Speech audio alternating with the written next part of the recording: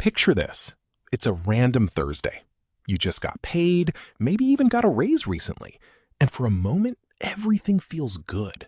You're not struggling. You make decent money. Better than decent, honestly. So you treat yourself a little. Nothing crazy. A nicer dinner, a few things you needed anyway. Then, 2 weeks later, you open your banking app just to check something, and your stomach drops. The money is basically gone again. And you sit there thinking, wait, I make good money, so why do I always feel broke? Look, here's the thing. Most advice online gives you two useless answers. On one side, you've got the just stop buying coffee crowd, who act like your entire financial life is one latte away from being fixed. And on the other side, you've got the just make more money crowd, who ignore the fact that you already make more than you used to and somehow still feel broke. Neither of those is the real answer. Because here's what most people don't realize. Feeling broke has almost nothing to do with how much you earn. It has everything to do with how your money moves. And in this video, I'm going to show you exactly why a good income still leaves you feeling broke, and the simple system that actually fixes it. My name is Jack, and I spend way too much time thinking about money. If you've ever felt broke despite a solid paycheck, hit the subscribe button and give this video a thumbs up if this helps you out. Okay, let's start with the first uncomfortable truth. More income does not automatically mean more wealth. You'd think it would, right? Earn more, keep more. But that's not how it usually works. Because the moment your income goes up, something sneaky happens. Your lifestyle quietly goes up with it. Psychologists actually have a name for this. It's called hedonic adaptation. Your brain gets used to nice things almost instantly. That raise that felt life-changing in month 1 feels completely normal by month 3. So you upgrade. Better apartment, nicer car, more takeout, a few more subscriptions. And before you know it, your income went up, but your bank account looks exactly the same. Let me give you a quick example. Imagine two people who both earn $5,000 a month. Person A keeps their expenses at $3,000 and quietly puts $2,000 towards savings and investing. Person B earns the exact same $5,000, but their lifestyle expanded to match it. Nicer everything.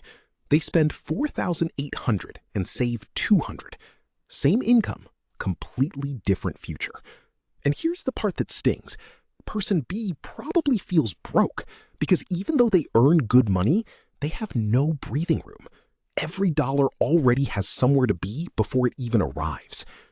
And this is where it gets really interesting, because there's a second hidden force draining you, and it's even sneakier than lifestyle inflation. It's what I call invisible leaks. Here's what I mean. Think about how you actually spend money today. You tap your card, you tap your phone, you click buy now, and it shows up at your door 2 days later. There's no friction, no pause. No moment where your brain stops and goes, wait, do I actually want this? Behavioral economists call this frictionless spending, and it's brutal for your finances. Because when spending is effortless, your brain stops evaluating it. And then there were subscriptions, the silent killers, streaming services, apps, that gym membership you've used twice, the free trial that quietly started charging you. Individually, they feel tiny. $12 here, $9 there, but stack them up and the average person is bleeding a couple $100s a month on stuff they barely use. According to the U.S. Bureau of Labor Statistics, the average household spends over $3,400 a year on dining out alone. That's nearly $10 a day disappearing without you ever feeling it. Now, you might be thinking, okay, Jack, but I'm not buying anything crazy. Totally fair. And that's exactly the point. You don't feel broke because of one big, reckless purchase. You feel broke because of 100 small, invisible ones, combined with a lifestyle that quietly grew to eat your entire paycheck. It's not a discipline problem. It's a design problem.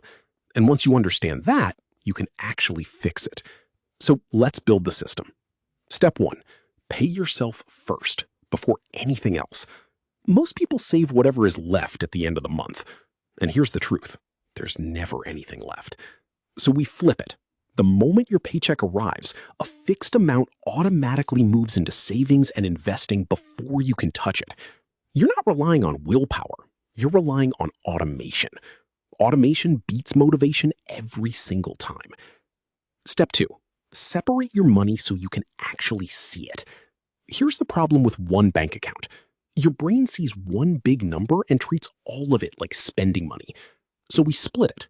One account for fixed bills, rent, utilities, insurance, one account for saving and investing, and one account for guilt-free spending. When your spending account shows $600 instead of $3,000, your brain finally understands what you can actually spend. No math required. Step 3, and this is the one that changes everything. Save half of every raise. This is how you kill lifestyle inflation for good. Every time your income goes up, you automatically send at least half of that increase straight to savings and investing. The other half, enjoy it, guilt-free. So if you get a raise of $1,000 a month, $500 gets invested before you ever see it, and $500 improve your life. Your lifestyle still grows, just not fast enough to swallow your future. Step 4, turn your margin into actual assets. Because saving alone isn't the goal. That breathing room you just created needs a job.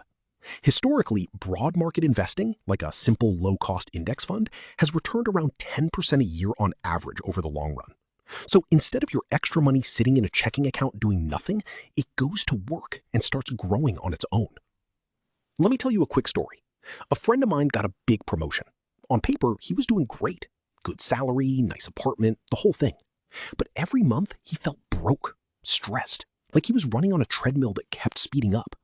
So he tried this exact system. He automated his savings, split his accounts, and committed to saving half of every future raise. Nothing flashy. Within a few months, something wild happened. He earned the same money, but for the first time in years, he felt calm. He had margin. He had control. The income never changed. The system did. Because here's the truth most people don't like hearing. Feeling broke is rarely about the number on your paycheck. It's about the absence of margin. When every dollar is already spoken for, you feel broke whether you make $40,000 or $200,000. And when you build breathing room into your money on purpose, you feel wealthy long before you actually are. So let's recap the system. First, pay yourself first and automate it before you can spend it. Second, separate your money so you can actually see what's yours to spend. Third, save at least half of every raise to kill lifestyle inflation. And fourth, turn that margin into assets that grow over time. That's it.